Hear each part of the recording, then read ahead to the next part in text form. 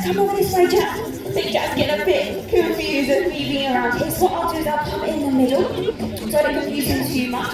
Now they are quite large relatives to swim other species, and so these guys were about a few centimetres long, but the smallest species of armadillo is actually the pink fairy armadillo. And they are so small, they can fit in the palm of your hand. They're about the size of a Mars bar, maybe think about 5 to 12 centimetres. And they are indeed pink. They're very, very cute. I love them, they're one of my favourites. But of course, I do have a special place in my heart for Jack and Marion. Now, a quick question for you. You've got armadillo correct, well done, so we've got another one. It is a quiz.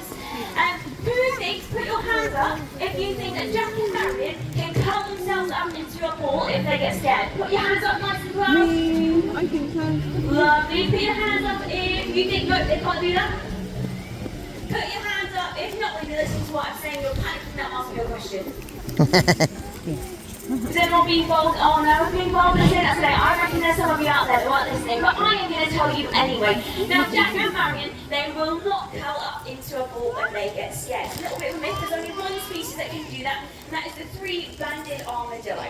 So these guys being larger, hairy armadillos, they do something a little bit different. Now, you might see when they're walking around the lawn today, sometimes they get a bit distracted and they like to dig all around our lawn. And they'll kind of start to do that when they're looking for the bits of food that we are popping down for them.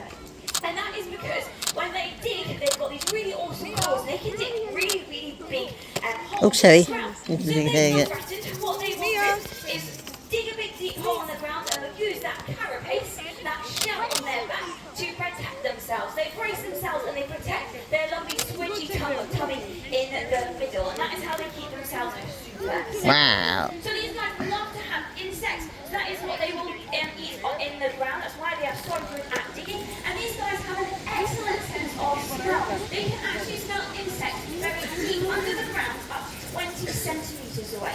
Now that is quite impressive. My sense of smell is nowhere near as good as that. But they are very, very good. And they're very important to our ecology.